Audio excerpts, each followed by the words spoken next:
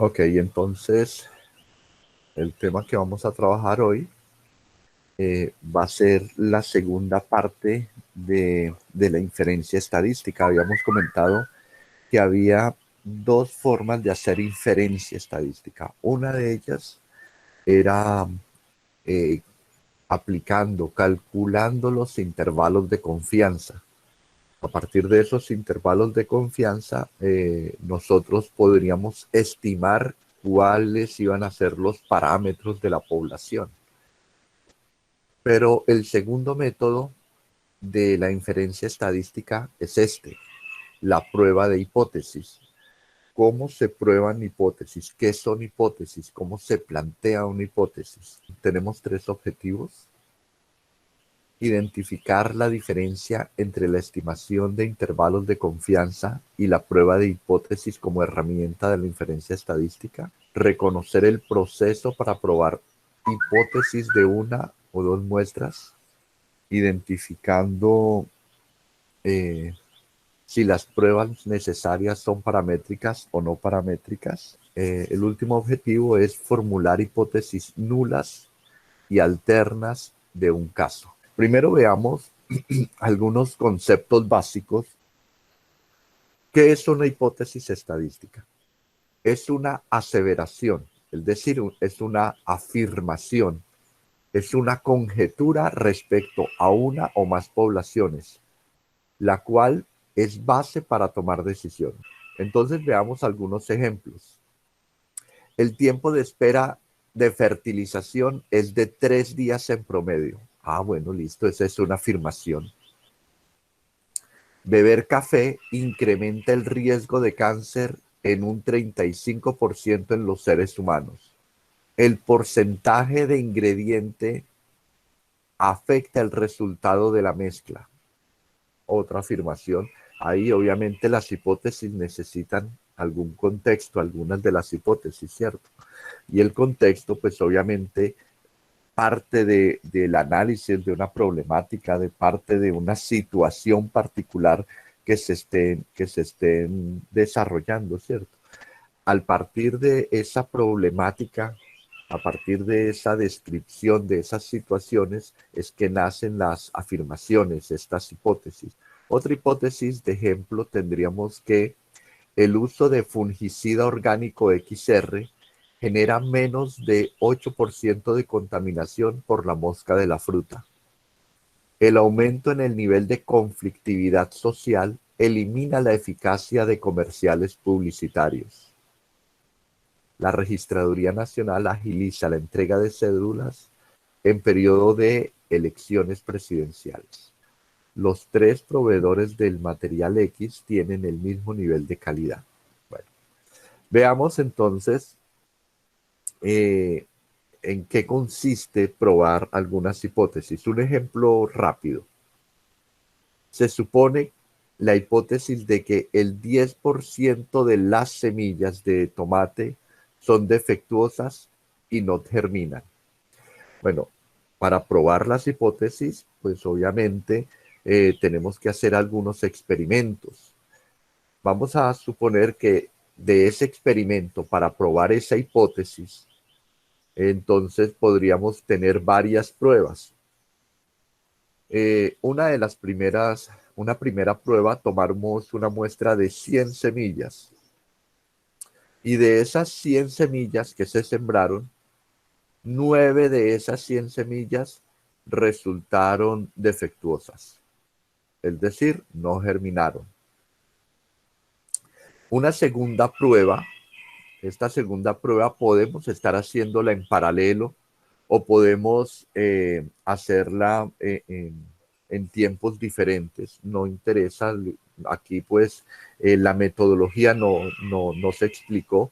Lo importante aquí es que se hicieron 3 pruebas. Supongamos que la segunda prueba se hizo en forma paralela con la primera y lo que se utilizó fue un semillero localizado en otro lugar, en otras condiciones, ¿verdad? Podría ser en una finca distinta, un municipio diferente.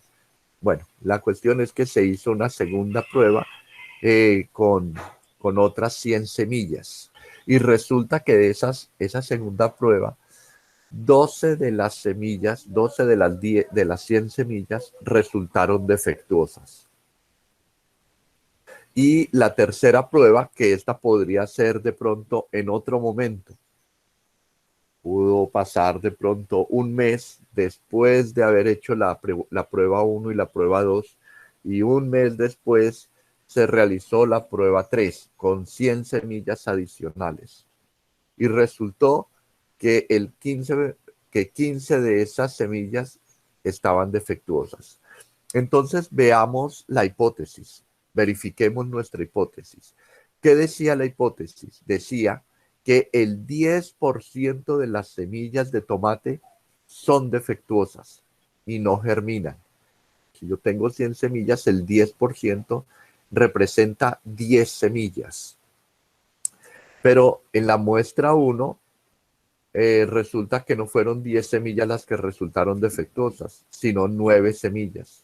Podríamos decir que la hipótesis no se cumplió en la prueba 1, ¿cierto? Esa es una conclusión que podríamos sacar.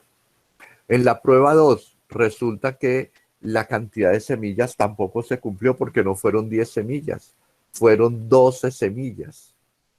En la prueba 3, podríamos decir que mucho menos se cumplió la hipótesis porque no fueron 10 semillas, que las semillas defectuosas fueron 15. Por lo tanto, la hipótesis, tendríamos que decir que esa hipótesis se rechaza porque la evidencia muestra de que no se cumple. La evidencia nos está diciendo de que esa hipótesis es falsa. ¿Qué significa rechazar una hipótesis? El rechazo de una hipótesis, primero que todo, implica que se refuta debido a la evidencia de la muestra. El segundo aspecto es que el rechazo significa que existe una pequeña probabilidad de obtener la información que no apoya la hipótesis, cuando de hecho la hipótesis es verdadera. Notemos la primera prueba. Dice que el 10% de las semillas son defectuosas, estos son 10 semillas, pero resultó que en la primera prueba 9 de esas 100 semillas resultaron defectuosas. La diferencia es muy pequeña, por lo tanto, puede haber una probabilidad de que se rechazó la hipótesis, pero resulta que la hipótesis es verdadera. Estaríamos cometiendo un error. El planteamiento formal de hipótesis requiere de dos hipótesis, una hipótesis nula y una hipótesis alterna. Cuando se formula en una hipótesis, cuando ustedes hacen una afirmación, cada afirmación que ustedes hacen puede resultar con características de una hipótesis nula o con características de una hipótesis alterna.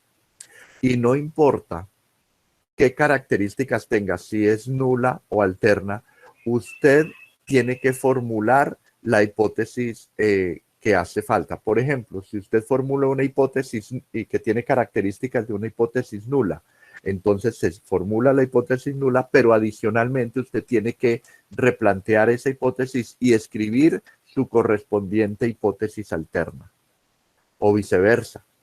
Si su hipótesis original tiene características de una hipótesis alterna, usted tiene que replantear la hipótesis para que tenga las características de una hipótesis nula.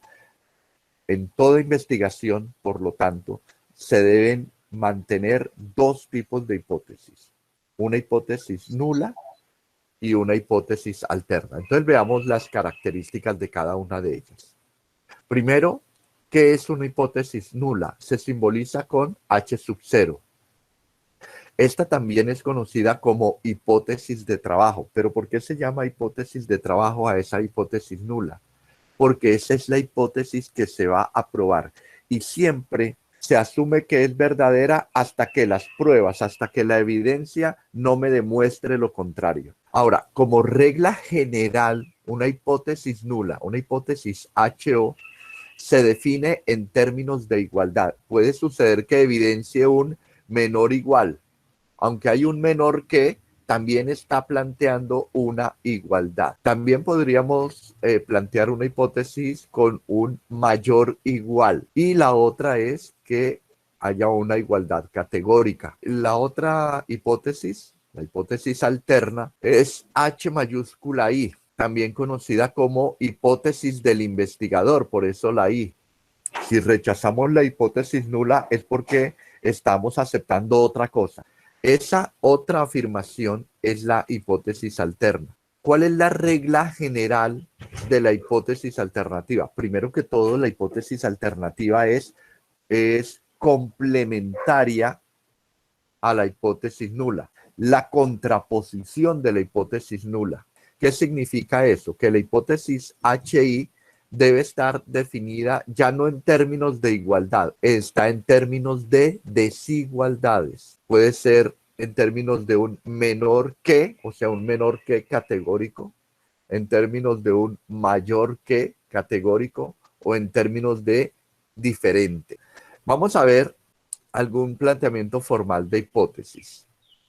Este es un planteamiento de hipótesis. Mi hipótesis nula.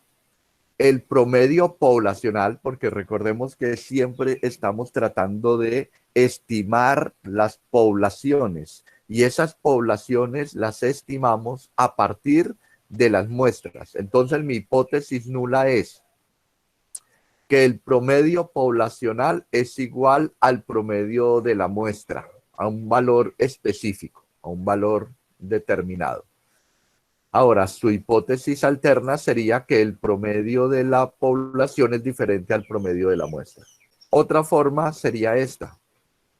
Mi hipótesis nula sería el promedio de la población es menor o igual al promedio de la muestra. Entonces la hipótesis alterna o la hipótesis del investigador es que el promedio de la población es mayor que al promedio de la muestra. El promedio de la población es mayor o igual que al promedio de la muestra. Por lo tanto, la hipótesis alterna contradice completamente. El promedio de la población es menor que el promedio de la muestra. Bueno, aquí vimos tres hipótesis estadísticas, pero resulta que también las hipótesis las podemos plantear en forma de texto. El primer ejemplo dice, la hipótesis nula es, el acusado es inocente. Yo tengo que probar esa hipótesis de que el acusado es inocente. Y si al probarlo se rechaza la hipótesis nula, entonces lo que yo tengo que aceptar es la hipótesis alterna, que el acusado es culpable. El tiempo de espera de fertilización es de 3 días en promedio. Por lo tanto, ¿cuál es la hipótesis alterna? El tiempo de espera de fertilización es menor a 3 días en promedio. O sea que estaría planteando algo así como esta hipótesis. Otro ejemplo. Los datos presentan un comportamiento normal. Entonces, la alterna sería que los datos no presentan un comportamiento normal. Quiero que ahora hagamos un ejercicio para ver qué tan claro quedó. Yo voy a plantearles a ustedes varias hipótesis, varias afirmaciones. Y quiero que ustedes me identifiquen si esa hipótesis es nula o si esa hipótesis es alterna. Si resulta que la hipótesis es nula, entonces ustedes me tienen que replantear la hipótesis de tal forma que tenga características de hipótesis alterna.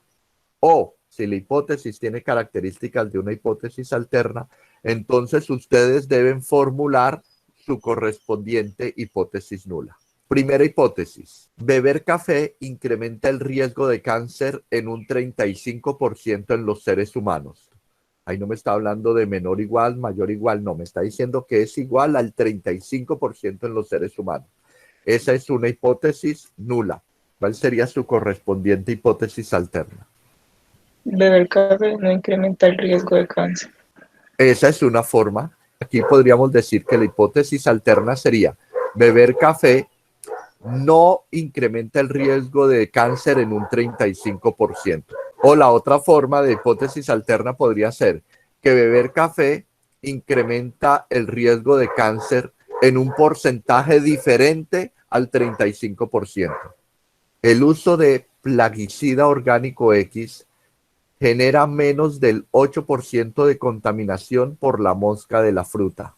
Alterna. Esa es una hipótesis alterna. ¿Cuál sería su correspondiente hipótesis nula?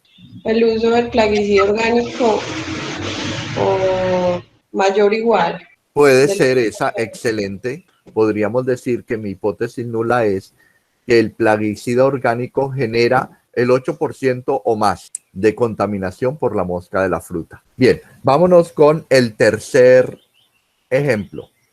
La Registraduría Nacional agiliza la entrega de cédulas en periodo de elecciones presidenciales.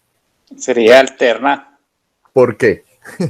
Profesor, no es nula. Se agiliza es porque aumenta. Aumenta, muy bien, eso es alterna porque agiliza la entrega, quiere decir que hay mayor cantidad de entregas en periodos de elecciones. Es una hipótesis alterna. Y entonces está diciendo que es mayor que categórico, ¿cierto? ¿Cuál sería entonces la hipótesis nula de esta hipótesis alterna? La registraduría no agiliza la entrega de cédulas en periodos de elecciones presidenciales. Entonces hay una posibilidad de que se mantenga igual en periodo presidencial a un periodo normal. Vámonos con otro ejemplo. Cuarto ejemplo, creo que este es el último. Los 3 proveedores del material X tienen el mismo nivel de calidad. Es nula. Es nula. Por lo tanto, nos corresponde plantear su respectiva hipótesis alterna. ¿Cuál sería? Los 3 proveedores de material X tienen diferente nivel de calidad. Excelente, diferente nivel de calidad. Por lo menos uno sea diferente. No todos los 3 proveedores del material X tienen el mismo nivel de calidad. Exacto. Ambas son correctas, ambas hipótesis alternas. Siempre que nosotros hacemos una afirmación, esa afirmación es una hipótesis que tenemos que categorizarla o en nula o en alterna de acuerdo a las características que tiene. Y no importa si es nula o alterna, nosotros tenemos que formular la contraparte. Si la hipótesis es nula, tenemos que formular su correspondiente hipótesis alterna. ¿Qué son hipótesis bilaterales o hipótesis unilaterales? En este ejemplo, el parámetro poblacional teta es igual a teta sub 0. Supongamos que esta es mi hipótesis nula. Si ustedes aquí se dan cuenta, cuando vamos a probar una hipótesis, también necesitamos probar esa hipótesis con un nivel de certeza, con una probabilidad de confianza. Entonces, esa probabilidad de confianza es la que está definida aquí, 1 menos alfa. Automáticamente, eso me ayuda a identificar el nivel de significancia, el valor de alfa. Ese valor de alfa, en este caso, se reparte en las 2 colas. Y ese alfa sería la probabilidad, o este alfa medios, porque se repartió tanto en la cola izquierda como en la cola derecha. Este alfa medios sería la probabilidad de que esa hipótesis nula sea falsa. Si la hipótesis nula cayó en este valor y no cayó entre los datos más probables de su distribución, sino que cayó en los datos menos probables, entonces quiere decir que no se está cumpliendo las características de esta distribución y por lo tanto se rechaza porque puede suceder que tenga características diferentes, ya sea que caiga en la cola izquierda o que caiga en la cola derecha. Esto es una hipótesis bilateral, pero también puede suceder que tengamos hipótesis unilaterales. Si mi hipótesis nula es que el parámetro poblacional es menor o igual a un teta sub 0, por lo tanto, la hipótesis alternativa me está diciendo hacia dónde está repartido el nivel de significancia. Cuando yo defino mi nivel de confianza 1 menos alfa, entonces el nivel de significancia alfa ya no se reparte en las 2 colas, se va completo hacia la cola superior. Entonces, en este caso se dice que es una prueba unilateral derecha. El otro ejemplo, si la hipótesis nula dice que el promedio poblacional es mayor o igual a teta sub 0. Entonces su hipótesis alterna es que el promedio poblacional, el parámetro poblacional es menor que. Me está diciendo que el alfa, el nivel de significancia, se va hacia la cola izquierda. Entonces, cuando yo defino el nivel de confianza 1 menos alfa, el nivel de significancia alfa se va y se acumula todo a la cola izquierda. Ese nivel de significancia alfa medios, en este caso, cuando es bilateral, me ayuda a determinar este límite de confianza. Cuando yo logro determinar estos límites de confianza, entonces tengo que calcular, probar la hipótesis nula con un estadístico de prueba. Ese estadístico de prueba puede suceder que me dé en la región que está aquí en blanco. Si me da en esta región en blanco, sería la zona de aceptación, o puede que me dé en la zona de rechazo, ya sea en la zona izquierda o en la zona derecha, como en lo que estoy mostrando. Pero esos estadísticos de prueba se utilizan dependiendo las características de la variable que estoy utilizando. Y aquí tenemos algunos estadísticos de prueba. Veamos cada uno de estos estadísticos de prueba. Una prueba para la media poblacional. ¿Qué pasa si mi hipótesis nula está probando un promedio poblacional? En otras palabras, si mi hipótesis nula dice que el promedio poblacional es igual a un valor determinado, yo podría utilizar este estadístico de prueba, la distribución Z, o sea, distribución normal, donde entonces tomamos el promedio de la muestra, le restamos este promedio que estoy probando de la hipótesis nula, le restamos el valor de la hipótesis nula entre el error estándar, sigma sobre raíz de n. Este estadístico de prueba, ¿en qué condiciones lo utilizamos? Primera condición que se necesita es que estemos probando un promedio poblacional. Segunda característica, que la variable tenga un comportamiento así como esta curva, una curva de Gauss, que tenga un comportamiento normal. Y que adicionalmente el tamaño de la muestra sea mayor a 30. Y por supuesto, la desviación estándar de la población tiene que ser conocida. Si queremos otra vez estimar el promedio y la hipótesis nula es que el promedio sea igual a un valor específico, entonces otro estadístico de prueba que podemos utilizar es la distribución T-student, ¿cierto?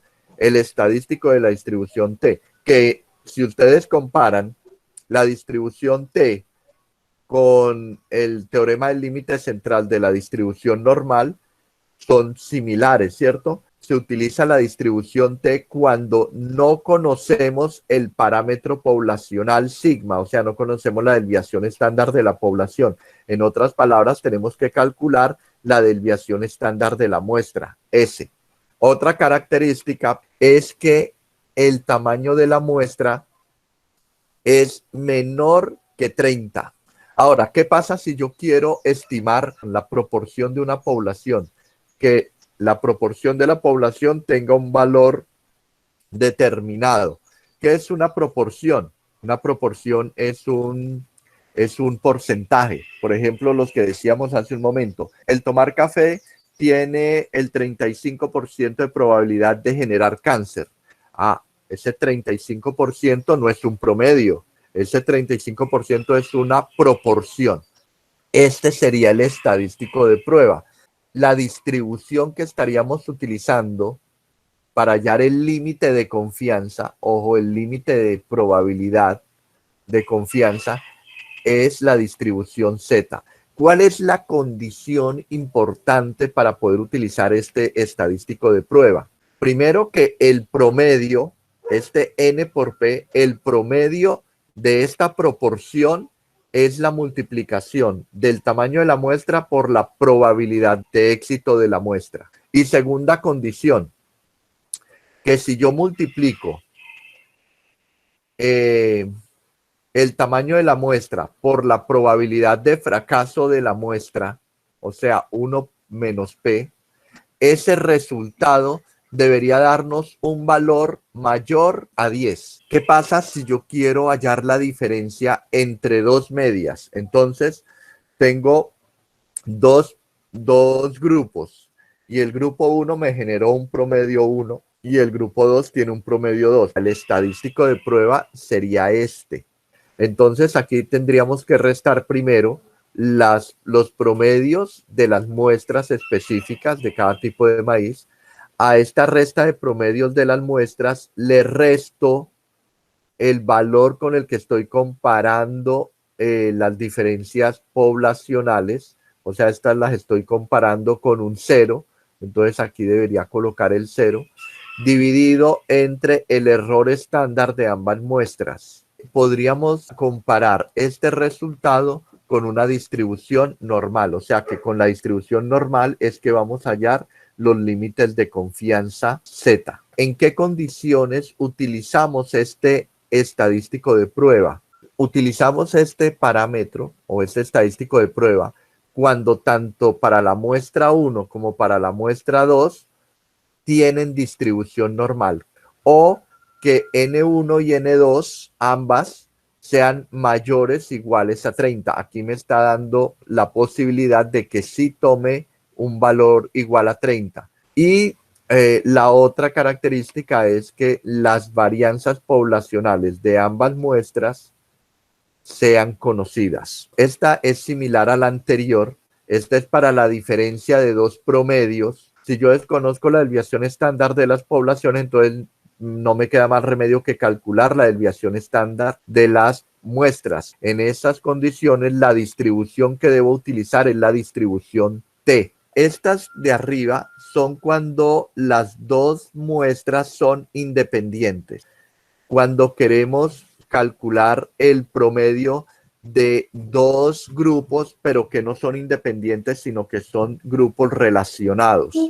La hipótesis nula sería que las diferencias poblacionales de los promedios va a ser igual a 0. El estadístico de prueba sería este. Este estadístico los tendría que igualar con la distribución T-Student con n-1 grados de libertad. ¿Cuándo utilizamos este estadístico? Cuando el tamaño de la muestra es menor a 30 datos, o sea, para datos pequeños, y o la desviación estándar de la población es desconocida. Entonces decíamos que cuando yo defino mi nivel de confianza, ese nivel de confianza 1 menos alfa me determina estos límites de confianza. Y esos límites de confianza los calculo con la distribución de probabilidad correspondiente a la variable. Entonces, dependiendo de las características de la variable y del estadístico de prueba, podemos nosotros identificar estos límites de confianza. Cuando ya he identificado el estadístico de prueba, calculo con ese estadístico de prueba el límite. Entonces acá este sería el límite del estadístico de prueba. Aquí me está dando un límite en la cola izquierda y me está dando un límite en la cola derecha. Si al calcular el límite con el estadístico de prueba me da en este punto, entonces ese límite me muestra una probabilidad por debajo del límite para la cola izquierda, y también me mostraría una probabilidad por encima del límite en la cola derecha. A esa probabilidad que está aquí marcada en rojo es el llamado p-valor. ¿A qué se refiere? Se refiere a esta área que se encuentra a la izquierda del estadístico de prueba. A la izquierda o a la derecha del estadístico de prueba. En estadística, ese p-valor recibe el nombre de nivel de significancia asintótica bilateral. Ese nivel de significancia asintótica bilateral es diferente al nivel de significancia. ¿Cuál es el nivel de significancia? El nivel de significancia nosotros lo identificamos como alfa. Entonces, cuando estamos probando hipótesis, podemos identificar dos formas para rechazar o aceptar la hipótesis.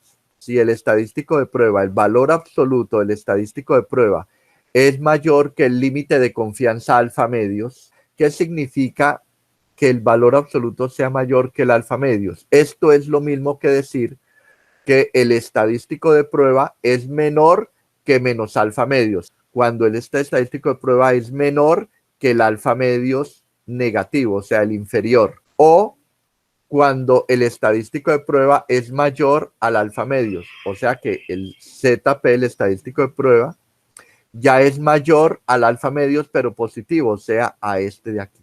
Bueno, entonces ahí tenemos el primer criterio para rechazar la hipótesis. El otro criterio, si el p-valor es menor que el nivel de significancia, o sea que estaría representado así como está en la gráfica, entonces, ¿qué me está indicando? Que estoy en zona de rechazo. ¿Qué pasa si yo calculo el estadístico de prueba y el estadístico de prueba me da aquí? Si el estadístico de prueba me da en esta línea roja que acabé de trazar y como está en la zona más probable, yo no puedo rechazar la hipótesis nula. Ahí tendría que aceptar la hipótesis nula.